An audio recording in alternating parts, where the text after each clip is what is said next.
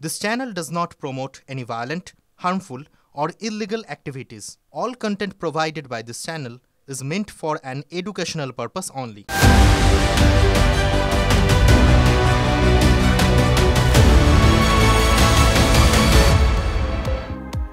ব্যান্ডেলের রেলের জমিতে স্কুলের গেটে তালা ঝোলালো রেল। এক সপ্তাহ ধরে বন্ধ পড়াশোনা, প্রতিবাদে পড়ুয়াদের নিয়ে রাস্তায় বসে অবস্থান অভিভাবকদের। স্কুল বন্ধ করলে পড়ুয়াদের অন্যত্র ভর্তির ব্যবস্থা করা হোক দাবি অভিভাবকদের।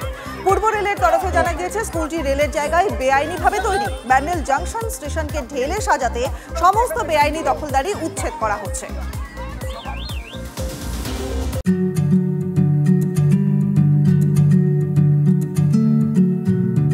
48 वर्षों की शैक्षणिक उत्कृष्टता के साथ 23 से भी ज्यादा प्रमुख बीटेक प्रोग्राम्स और 600 से अधिक अंतर्राष्ट्रीय छात्रों के साथ विज्ञान डीम्ड टू बी यूनिवर्सिटी देश की बेहतरीन यूनिवर्सिटी में से एक है। সরকারি স্কুলের জমি বেচে বেসরকারি ইংরেজি মাধ্যম স্কুলের জন্য জমি কেনার অভিযোগ। কাঠগড়ায় নন্দীগ্রামের 1 নম্বর ব্লকের ব্রজমোহন তিয়ারি শিক্ষা নিকেতনের প্রধান শিক্ষক। বিডিও এবং পুলিশের কাছে অভিযোগ স্থানীয়দের। প্রয়োজনীয় অনুমতি নিয়েই সরকারি স্কুলের জমি বিক্রি করা হয়েছে দাবি স্কুল কর্তৃপক্ষের। শিক্ষক যিনি আছেন হেড স্যার রঞ্জিত কুমার শাসমল, তিনি স্কুলের যে সম্পত্তি আছে প্রায় 350 বিঘা জায়গা, সেই জায়গার কিছু তিনি বিক্রি প্রক্রিয়া শুরু করেছেন। ওদেরটা ফিরেই চলে গেছে। এত আমি ঝুঁকি নিচ্ছি কেন? এটা আমার কোনো লাভ হবে না, লাভ হবে এখানে নন্দীগ্রামের বাসী। ড্রপ আউট আটকাতে স্কুলের উদ্যোগ, পড়াশোনা বন্ধ করাবেন না। ছাত্রদের বাড়ি বাড়ি গিয়ে অভিভাবকদের হাতজোড় করে অনুরোধ শিক্ষকদের।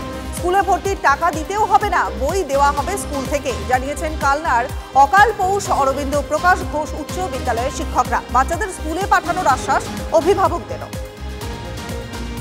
রাজ্যের আবাসে ফের দুর্নীতি। বাঁকুড়ার পাত্রসায়রের উপভোক্তার কাছ থেকে টাকা নেওয়ার অভিযোগ স্থানীয় তৃণমূল কর্মীর বিরুদ্ধে। অভিযোগ যে আবাসের প্রথম কিস্তির টাকা ঢুকতেই তৃণমূল কর্মী তুষারকান্তি মুখোপাধ্যায় ক্ষেত মজুর লালটু বাগদির কাছ থেকে 10,000 টাকা দাবি করেন। 5,000 টাকা দিয়েছেন বলে দাবি অভিযোগকারী।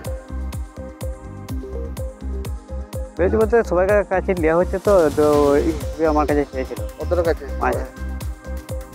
মানে কত টাকা চেয়েছিল? 10, আমি বললাম 5,000 টাকা। সম্পূর্ণ মিথ্যা। এই ধরনের কোনো ঘটনা ঘটতেই পারে না, কারণ গ্রামের মানুষ জানে তুষারকান্তি মুখার্জি গ্রামের মানুষের জন্য কতটা হেল্প করে বা কতটা পাশে থাকে। ঋণের টাকা শোধ করতে না পারায় লাভপুরে আত্মহত্যা দম্পতির। পরিবারের লোকজনের অভিযোগ যে ঋণের টাকা দিতে না পারায় বেসরকারি লোন সংস্থার আধিকারিকরা এসে দম্পতিকে অপমান এবং হেনস্থা করে। তারপরেই স্বামী স্ত্রী আত্মঘাতী হন বলে দাবি পরিবারের। জোগাড় করতে পারে নাই, এবার ওরা চাপ দিয়েছে যে দিতে পারলে আমি ভালো, না দিতে পারলাম না বাড়ি যাবো।